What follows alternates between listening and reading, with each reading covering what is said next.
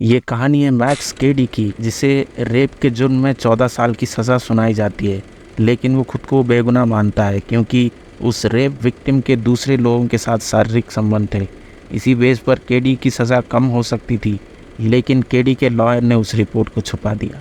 इसीलिए केडी उसके लॉयर से बदला लेना चाहता है। जेल से निकलने के बाद केडी किस तरह उसके लॉयर से बदला लेता है, ये फिल्म की स्टोरी है। इस फिल्म को डायरेक्ट किया था मार्टिन स्कॉर्सेज़ी ने, जो द डिपार्टेड, गुडफेलास, कैसीनो जैसे गैंगस्टर फिल्म के लिए जाने जाते हैं। इस फिल्म की IMDb स्कोर है 7.3 और रॉटेन टमाटो पर इसको 75% स्कोर मिले हैं। तो बिना किसी देरी के शुरू करते हैं।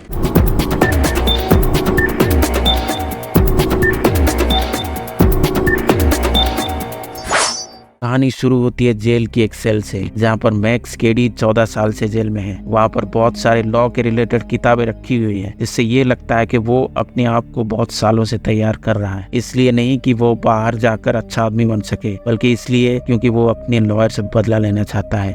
आगे हम देखते हैं कि मैक्स केडी के जेल से रिहाई हो जाती है। अगले सीन में सैम नाम के एक लॉयर को दिखाया जाता है, जो अपनी बीवी ली और बेटी डैनियल के साथ थिएटर में मूवी देख रहे हैं, और उनके आगे वाले सीट में मैक्स केडी बैठा हुआ होता है। मैक्स जानबूझ के उन्हें परेशान करने के लिए सिगरेट जला के पूरा धुआं उनके तरफ फेंक रहा था। सैम उसको ये सब करने से रोकता है, लेकिन केडी उसे इग्नोर कर देता है। फिर हम देखते हैं कि सैम अपनी फैमिली के साथ एक आइसक्रीम शॉप में जाता है। सैम जब पेमेंट करने जाता है तो कैशियर उससे कहती है कि आपका पेमेंट हो चुका है, गाड़ी में बैठे उस आदमी ने आपका पेमेंट कर दिया है। सैम देखता है कि उस गाड़ी में मैक्स केडी बैठा हुआ है और वो दोनों एक दूसरे को घूर रहे होते हैं। इससे हमें ये पता चलता है कि ये दोनों एक दूसरे को पहले से जानते हैं। अगले सीन में हम देखते हैं कि सैम लोरी के साथ टेनिस खेल रहा होता है।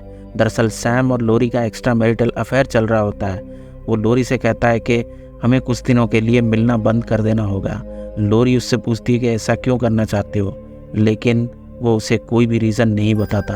लोरी को छोड़ने के बाद सैम अपनी गाड़ी स्टार्ट करता है। तब अचानक से मैक्स केडी वहाँ पर आ जाता है और गाड़ी की चाबी निकाल लेता है। मैक्स सैम को पूछता है कि पहचाना मैं कौन हूँ। सैम अभी भी उसे ना पहचानने का नाटक कर रहा है। उसे कहता है कि तुम वही हो ना जो थिएटर में आगे बैठे थे। सैम उससे कहता है कि क्या तुम मेरा पीछा कर रहे हो, और मैक्स कहता है कि ये छोटा सा टाउन है और वैसे भी कभी किसी से मुलाकात हो जाती है। सैम अपनी गाड़ी में वहाँ से निकलने लगता है और जाते जाते मैक्स उसे कहता है कि बहुत जल्दी तुम्हें पता चलेगा बदला क्या होता है। सैम रुक के उससे पूछता है कि सॉरी तुमने क्या कहा, लेकिन तब तक केडी वहाँ से निकल चुका होता है। उस रात जब ली सो रही होती है तो बाहर चल रहे आतिशबाजी की वजह से उसकी नींद अचानक खुल जाती है। वो विंडो से बाहर देखती है कि उनके कंपाउंड वॉल में एक आदमी बैठा हुआ है। वो सैम को उठा के देखती है और सैम आके विंडो में देखता है, लेकिन वहाँ पर कोई नहीं होता। वो दोनों बाहर जाकर देखते हैं, लेकिन तब तक मैक्स वहाँ से जा चुका होता है। ली सैम को पूछती है क्या तुम इस आदमी को जानते हो। सैम कहता है कि हाँ, मैं इस आदमी को जानता हूँ। 14 साल पहले मैं मैक्स केडी का लॉयर था। सैम ली को ये नहीं कहता कि रेप के वजह से केडी को जेल हुआ था, बल्कि ये कहता है कि मारपीट के जुर्म में उसे 14 साल की सजा हुई थी। अगले दिन ऑफिस जाते वक्त सैम ली से कहता है कि तुम्हें घबराने की कोई जरूरत नहीं है, अगर मैक्स हमारे प्रॉपर्टी के पास फिर से दिखा तो पुलिस को कॉल कर देना। सैम ऑफिस जाकर अपने सीनियर लॉयर टॉम से मिलता है। वो कहता है कि मैक्स केडी नाम का एक एक्स कॉन है जो अभी अभी जेल से बाहर आया है और वो मुझे डराने धमकाने की कोशिश कर रहा है। टॉम सैम को एक रिस्ट्रेनिंग ऑर्डर लेने की सलाह देता है। सैम टॉम के साथ इस केस से जुड़े कुछ पहलुओं के बारे में डिस्कस करता है। वो टॉम से कहता है कि 14 साल पहले मैक्स केडी ने एक 16 साल की लड़की का रेप किया था। रेप ही नहीं बल्कि उसको बहुत बुरी तरह से मारा भी था। मेरे पास एक ऐसा रिपोर्ट था जिसमें यह लिखा था कि इस लड़की के कई दूसरे मर्दों के साथ शारीरिक संबंध थे। उस बेस पर मैक्स केडी की सजा कम की जा सकती थी, लेकिन वो रिपोर्ट मैंने छुपा दिया। टॉम सैम से कहता है कि गलती तो तुम्हारी है, तुमने अपनी ड्यूटी ठीक से नहीं निभाई। सैम अपनी सफाई देते हुए कहता है कि अगर उस वक्त मैं लॉ के बारे में सोचता तो केडी जैसा साइको बाहर होता और कई लड़कियों का रेप करता। वो टॉम से कहता है कि सोचो अगर उस लड़की के जगह तुम्हारी बेटी हो तो तुम क्या करते। और वैसे भी उस रिपोर्ट के बारे में कोई नहीं जानता और शायद मैक्स केडी भी नहीं जानता होगा, क्योंकि मैक्स उस टाइम पर अनपढ़ था। लेकिन सैम इस बात से अनजान था कि मैक्स 14 साल से जेल के अंदर ही पढ़ाई कर रहा है और कानून के बारे में वो भी उतना ही नॉलेज रखता है जितना कि सैम। उस दिन जब सैम रोड पर चल रहा होता है तो अचानक से वहाँ पे केडी अपनी गाड़ी में आ जाता है। मैक्स सैम को कहता है कि तुम्हारी वजह से मुझे 14 साल जेल में काटनी पड़ी। सैम उसे कहता है कि मैं समझ सकता हूँ तुम्हें कितनी तकलीफें झेलनी पड़ी और इस बात के लिए मैं तुम्हें $10,000 देने को भी तैयार हूँ। मैक्स उसके बात पर हंसता है और कहता है कि $10,000 तो क्या, अगर तुम $50,000 भी दे दो तब भी तुम इस चीज़ की भरपाई नहीं कर पाओगे। मुझे 14 साल की सज़ा होने के बाद मेरी बीवी मुझे छोड़कर चली गई और मेरी बेटी को ये कह के मुझसे अलग कर दिया गया कि मैं मर चुका हूँ और 4 लोगों ने मेरे साथ जेल में रेप किया। क्या तुम इसकी भरपाई कर सकते हो? ये कह के केडी वहाँ से चला जाता है। उस दिन जब सैम ऑफिस में होता है तो उसे ली का कॉल आता है और ली कहती है कि हमारी डॉग की मौत हो चुकी है। वो घर जाकर ली से पूछता है कि उसकी मौत कैसे हुई, तो ली कहती है कि डॉक्टर का ये कहना है कि हमारे डॉग किसी ने जहर देके मारा है। सैम समझ जाता है कि ये केडी नहीं किया होगा। वो तुरंत पुलिस स्टेशन जाता है और केडी के खिलाफ कंप्लेन करता है। पुलिस केडी को अरेस्ट करती है और उसकी पूरी तलाशी ली जाती है, लेकिन उसके पास से ना कोई हथियार ना कोई गन मिलता है। पुलिस सैम को कहती है कि मैक्स के ऊपर कोई केस नहीं बनता, सिर्फ कुत्ते को मारने की वजह से हम उसको जेल में नहीं डाल सकते। अगले सीन में हम देखते हैं कि मैक्स लोरी के साथ एक बार में मिलता है जो सैम की एक्स गर्लफ्रेंड होती है। लोरी बहुत ही ड्रंक होती है और वो बातों बातों में उसके और सैम के अफेयर के बारे में केडी को बता देती है। केडी लोरी को अपने शब्द जाल में फांस देता है और कुछ ही देर बाद हम देखते हैं कि लोरी उसके बेड पर होती है। तब जाकर केडी अपना हैवानियत भरा चेहरा दिखाता है और वो लोरी का रेप कर देता है और उसे बहुत बुरी तरह से मार के उसका चेहरा बिगाड़ देता है। सैम हॉस्पिटल में जाकर लोरी से मिलता है और वो देखता है कि लोरी बहुत ज़्यादा इंजर्ड होती है। सैम लोरी को कहता है कि तुम मैक्स के ऊपर केस करो क्योंकि वो पहले भी इस तरह की हरकत कर चुका है, लेकिन लोरी इस इंसिडेंट के बाद दहशत में आ चुकी थी। वो केडी के ऊपर केस करने से साफ साफ मना कर देती है क्योंकि वो खुद एक लॉयर है। वो कहती है कि कोर्ट में जिस तरह के सवाल पूछे जाएंगे उसे फेस करने की मेरी हिम्मत नहीं है। सैम इस बात को लेकर बहुत चिंतित हो जाता है। उसे लगता है कि जिस तरह से केडी ने लोरी का रेप किया है उसी तरह से सैम की बेटी और उसकी वाइफ का भी रेप कर सकता है। वो तुरंत जाकर एक प्राइवेट डिटेक्टिव से मिलता है जिसका नाम होता है क्लॉड। क्लॉड एक बहुत ही स्मार्ट डिटेक्टिव होता है। वो सैम को बोलता है कि तुम चिंता मत करो, मैं केडी के ऊपर नजर रखूंगा। अगले दिन केडी एक बार में बैठा होता है, वहाँ पर डिटेक्टिव क्लॉड भी होता है जो उस पर नजर रख रहा होता है। क्लॉड जब अपना बिल पेमेंट करने जाता है तो उसे पता चलता है कि केडी ने उसका बिल पेमेंट कर दिया है। क्लॉड बार के बाहर जाके केडी को कन्फ्रंट करता है। वो उससे कहता है कि मुझे पता चला कि तुम मेरे दोस्त सैम और उसकी फैमिली को परेशान कर रहे हो। अगर अपना भला चाहते हो तो ये शहर छोड़ के चले जाओ। लेकिन केडी उसके बात को मजाक में उड़ा देता है और कहता है कि मैं जो भी काम करता हूँ कानून के दायरे में रहकर करता हूँ और वैसे भी मुझे यहाँ से भगाने की तुम्हारी कोई औकात नहीं है। अगले दिन जब ली लेटर बॉक्स से लेटर निकाल रही होती है तब वहाँ पर केडी आ जाता है और वो ली को डॉग कॉलर देता है। उसे पता चलता है कि यही मैक्स केडी है। वो उसे कहती है कि चले जाओ मेरे प्रॉपर्टी से, नहीं तो मैं पुलिस को बुला दूंगी। केडी ली को कहता है कि तुम्हारे पति ने हम दोनों को धोखा दिया है। दरअसल वो ली को उसके हस्बैंड के खिलाफ भड़काने की कोशिश कर रहा होता है। इसी बीच वहाँ पर डैनी आ जाती है और केडी उसे देख लेता है। अगले दिन केडी डैनी का ड्रामा टीचर बन के उसको कॉल करता है और उसको थिएटर में मिलने के लिए कहता है। वो स्कूल थिएटर में जाके देखती है, वहाँ पर ड्रामा टीचर नहीं होता बल्कि केडी होता है। डैनी उससे पूछती है कि क्या तुमने हमारे डॉग को मारा है, लेकिन केडी इस बात से साफ इनकार कर देता है।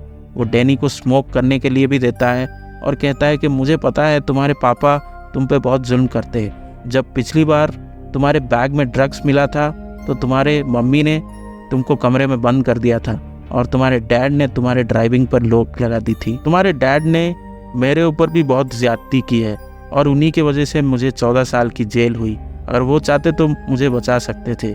ये सब बोल के वो डैनी को सैम के खिलाफ करने की कोशिश कर रहा होता है और डैनी भी सिर्फ 15 साल की होती है। उसे कुछ समझ में नहीं आ रहा होता है और वो केडी के बातों में आ जाती है। इस बात का फायदा उठा के केडी डैनी को किस कर लेता है। सैम को इस इंसिडेंट के बारे में पता चलता है और वो क्लॉड को कॉल करके कहता है। केडी ड्रामा टीचर बन के डैनी से उसके स्कूल में मिला था और उसने डैनी को marijuana भी दिया था। क्लॉड उसे कहता है कि मैंने तुमसे पहले भी कहा था कि धमकाने से कुछ नहीं होने वाला। मैंने पिछली बार उसे धमकाया था लेकिन उसे कोई फ़र्क नहीं पड़ा।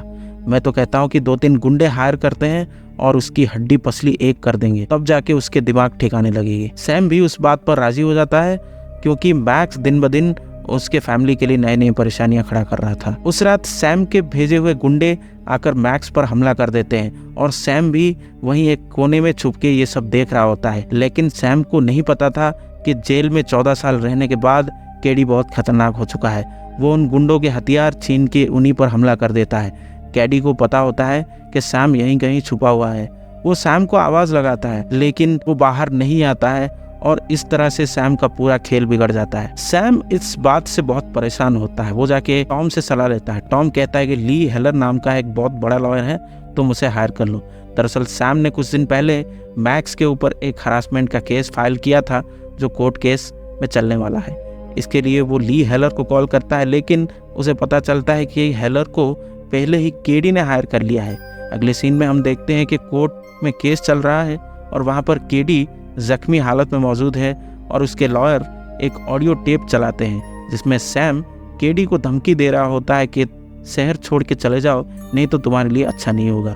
दरअसल कुछ दिन पहले जब सैम को पता चला कि केडी उसके बेटी के साथ पूल में मिला था और उसको ड्रग्स दिया था, उस दिन सैम केडी से एक रेस्टोरेंट में मिलता है और उसे धमकाया था ताकि वो उसके फैमिली का पीछा छोड़ दे। उस वक्त केडी ने उस कॉन्वर्सेशन को रिकॉर्ड कर लिया था। वो टेप और अपने शरीर पर जख्म दिखा के वो सैम को जेल भेजना चाहता है। ये सब सुनने के बाद जज सैम के ऊपर रिस्ट्रेनिंग ऑर्डर लगा देते हैं। इस बात से सैम बहुत ही फ्रस्ट्रेटेड हो जाता है और वो क्लॉड से मिलता है।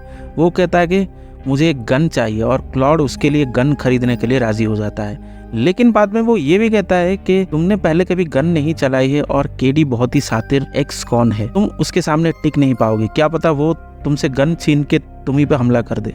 सैम क्लॉड से कहता है कि मुझे 2 दिनों के लिए अटलांटा जाना है जहां मेरा केस चलेगा और नहीं गया तो मेरा लाइसेंस कैंसिल हो सकता है। ये सुन के क्लॉड को एक आइडिया आता है। वो कहता है कि अगर मैक्स को पता चला कि तुम शहर में नहीं हो तो तुम्हारे घर पे जरूर घुसेगा और इसी मौके का फायदा उठा के हम उसे गोली मार देंगे और कोर्ट में ये प्रूव करेंगे कि तुमने उसे सेल्फ डिफेंस में मारा था, बस किसी तरह वो तुम्हारे घर में घुस जाए। ये प्लान सैम को भी अच्छा लगता है और उस दिन सैम अपने फैमिली के साथ एयरपोर्ट जाते हैं और केडी भी एयरपोर्ट पहुंचता है और सैम के जाने के बाद रिसेप्शन पे पूछता है कि सैम कहाँ जाने वाला है। मैं उसका क्लाइंट हूँ और मेरा उनसे मिलना बहुत जरूरी है। रिसेप्शनिस्ट उसे बताती है कि वो अटलांटा जा रहे हैं और परसों वापस आने वाले हैं। लेकिन असल में सैम फ्लाइट में नहीं गया होता है। वो उसी कार में छुप जाता है और घर वापस आ जाता है प्लान के मुताबिक। उनके घर में डिटेक्टिव क्लॉड मौजूद होता है। वो घर के डोर में मोनोफिलामेंट वायर लगा देता है और एक टेडी बेयर से बांध देता है, जिससे किसी ने अगर घर में घुसने की कोशिश की तो तुरंत पता चल जाएगा। क्लॉड, सैम और उसकी वाइफ लिविंग रूम में बैठे बैठे केडी के आने का इंतजार करते हैं, लेकिन वो वहां नहीं आता। रात बहुत हो जाती है और वो दोनों अपने रूम में चले जाते हैं। डिटेक्टिव क्लॉड वहीं गन पकड़ के बैठा रहता है। क्लॉड केडी को बहुत इंतजार करता है लेकिन वो नहीं आता है। कुछ देर बाद क्लॉड किचन में ड्रिंक करने चला जाता है, तब वहाँ केडी पहले से मौजूद होता है। दरअसल केडी ने घर की मेड को मार दिया था और उसका ड्रेस पहन लिया था। वो पीछे से आके पियानो वायर से क्लॉड का गला घोट के मार देता है। क्लॉड के हाथ में गन होता है।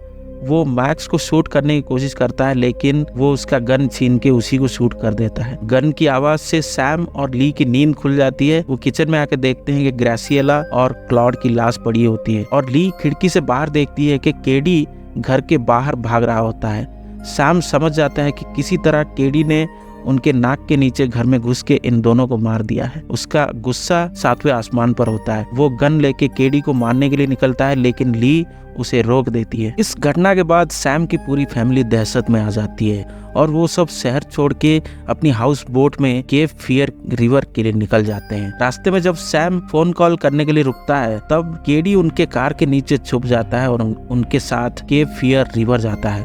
वहां पहुंचने के बाद केडी भी एक बोट हायर करता है और सैम की हाउस बोट का पीछा करता है। उस रात जब सैम की फैमिली डिनर कर रही होती है तो बाहर बहुत तूफान आता है जिसकी वजह से बोट हिलने लगता है। सैम बाहर चला जाता है और लंगर चेक करने लगता है। उसी वक्त पीछे से केडी आके सैम को चोक कर देता है जिससे वो बेहोश हो जाता है और बोट की रस्सी को भी काट देता है।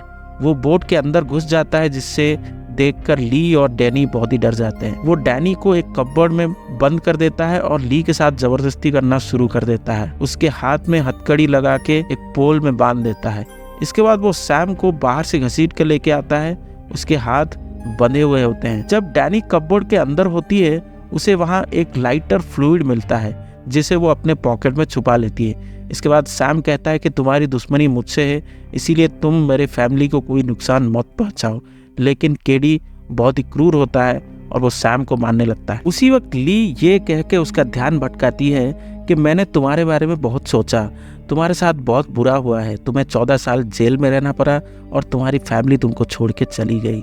ली की ये बात सुन के केडी को थोड़ा अच्छा फील होता है और वो सिगार पीना शुरू कर देता है और इसी मौके का फ़ायदा उठा के डैनी उसके ऊपर लाइटर फ्लूइड फेंक देती है, जिससे उसका पूरा फेस जल जाता है और वो खुद को बचाने के लिए पानी में कूद जाता है। इसके बाद सैम के फैमिली को लगता है कि केडी से उनका पीछा छूट गया, लेकिन वो बोट की रस्सी पकड़ के फिर से बोट पे चढ़ जाता है और सैम को गन पॉइंट पे ले लेता है। वो सैम का मॉक ट्रायल करता है, मतलब ये कि केडी लॉयर है और सैम कटघरे में खड़ा है। वो सैम को पूछता है, क्या मेरे ट्रायल के वक्त तुमको पता था कि उस लड़की के और कई बॉयफ्रेंड्स थे? पहले तो सैम बोलता है कि मुझे नहीं पता। केडी उसे और मारता है। फिर सैम बोलता है कि अगर उस लड़की के दूसरे बॉयफ्रेंड्स थे, इसका मतलब ये नहीं कि तुम्हारा रेप करना सही है। ये सुन के केडी और भी गुस्सा होता है और वो सैम को मारता है और कहता है कि तुम मेरे लॉयर थे, मुझे डिफेंड करना तुम्हारी ड्यूटी थी, जो तुमने ईमानदारी से नहीं किया। इसके बाद वो डैनी और ली को कपड़े उतारने को कहता है और सैम को एक पोल में हथकड़ी लगाने जाता है। तभी